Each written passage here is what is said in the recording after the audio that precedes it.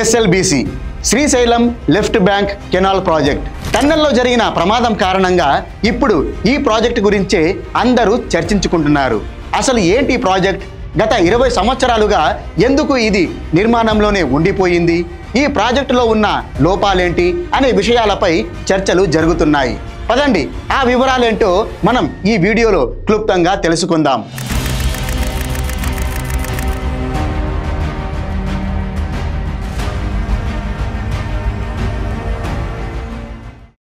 అసలు ఎందుకు ఈ ఎస్ఎల్బిసి ప్రాజెక్ట్? ఉమ్మడి నల్గొండ జిల్లాలోని 4 లక్షల ఎకరాలకు సాగునీరు, అలాగే 516 ఫ్లోరైడ్ పీడిత గ్రామాలకు తాగునీటిని అందించే లక్ష్యంతోనే ఈ ప్రాజెక్టును ప్రారంభించారు. 1980స్లోనే ఈ ప్రాజెక్టుకు సంబంధించిన చర్చలు మొదలయ్యాయి.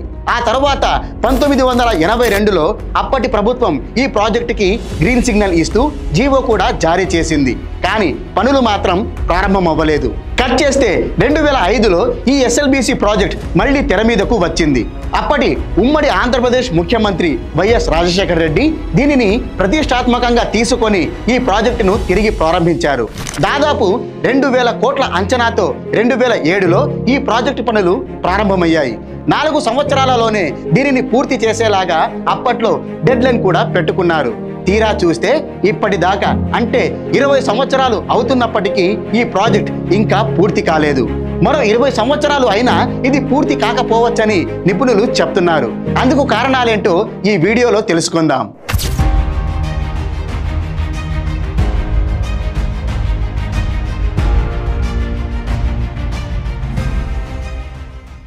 ఈ సొరంగం మార్గం పొడవు 43 కిలోమీటర్ల 930 మీటర్లు.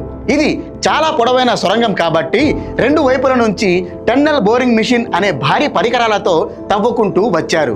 శ్రీశైలం బ్యాక్ వాటర్ మొదలయ్యే చోటు అంటే నాగర్ కర్నూలు జిల్లాలోని దోమెలపెంట నుంచి ఇది ప్రారంభమవుతుంది. ఈ భాగాన్ని ఇన్లెట్ అని అంటారు. ఈ ఇన్లెట్ పొడవు 19 కిలోమీటర్ల 500 మీటర్లు ఉంటే 14 కిలోమీటర్ల వరకు పనులు జరిగిపోయాయి. ఇక అవతల వైపు భాగాన్ని అవుట్లెట్ అంటారు. ఇది మన్నెవారిపల్లి నుంచి ప్రారంభమవుతుంది. ఈ అవుట్లెట్ పొడవు 23 కిలోమీటర్ల 980 మీటర్ల వరకు ఉంటే అప్రాక్సిమేట్గా 20 కిలోమీటర్ల వరకు పనులు పూర్తయ్యాయి. అంటే ఇన్లెట్ వైపు 14 కిలోమీటర్లు, అవుట్లెట్ వైపు 20 కిలోమీటర్ల వరకు సొరంగాన్ని తవ్వేశారు. ఇక మిగిలింది 9 కిలోమీటర్లు మాత్రమే. దాన్ని పూర్తి చేయాలని రేవంత్ సర్కార్ మళ్లీ పనులను ప్రారంభించింది. అయితే ఈ పనులు స్టార్ట్ అయిన 4 రోజులకే వాటర్ లీకేజ్ కారణంగా ప్రమాదం చోటు చేసుకుంది. ఇలాంటి ప్రమాదం జరుగుతుందని గ్రహించి 2019లోనే కేసీఆర్ ఈ ప్రాజెక్ట్ పనులను ఉన్న పలంగా ఆపేయడం జరిగింది. దీనికి తోడు లోపల ఆక్సిజన్ అనేది సరిగ్గా అందదు, లైటింగ్ కూడా ఉండదు. అందుకే ఇది చాలా రిస్కీతో కూడుకున్న ప్రాజెక్ట్. పైగా ఈ ప్రపంచంలో ఎక్కడా కూడా 44 కిలోమీటర్ల పొడవైన సొరంగాన్ని తవ్విన దాఖలాలు లేవు.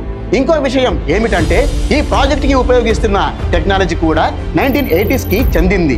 2 వైపుల నుంచి టన్నల్ బోరింగ్ మిషన్లతో తవ్వుకుంటూ ముందుకు వెళ్ళిపోవాలి.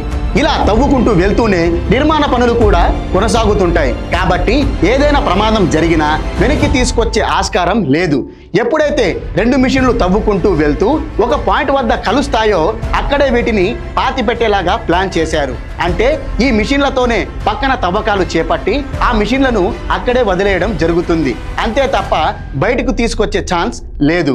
అయితే ఇప్పుడున్న పరిస్థితుల్ని బట్టి చూస్తుంటే ఈ ప్రాజెక్ట్ మరో 20 సంవత్సరాలు అయినా పూర్తి అవ్వదని నిపుణులు చెప్తున్నారు. ప్రాజెక్ట్ సంగతి దేవుడెరుగు.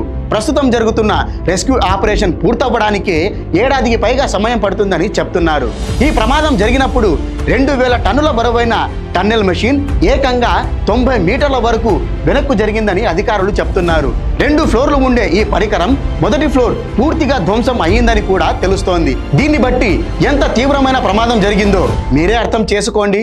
లోపల వాటర్ లీకేజ్ అవుతుందని తెలిసి కూడా ఈ ప్రాజెక్ట్ పనులు ప్రారంభించడం అతిపెద్ద బ్లండర్. ముందు జాగ్రత్త చర్యలు తీసుకోకుండా పంతానికి పోయి ప్రభుత్వం చేసిన పనికి కొన్ని జీవితాలు బలి అవ్వాల్సిన పరిస్థితి. 10 ఏళ్ల తర్వాత పనులను పునఃప్రారంభించిన రేవంత్ సర్కార్ కనీసం టెక్నికల్ అసెస్మెంట్ కూడా చేయలేదు. ఆ కార్మికుల దుస్థితికి, వారి కుటుంబాల రక్త కన్నీరుకి రేవంత్ సర్కారిదే ముమ్మాటికి బాధ్యత.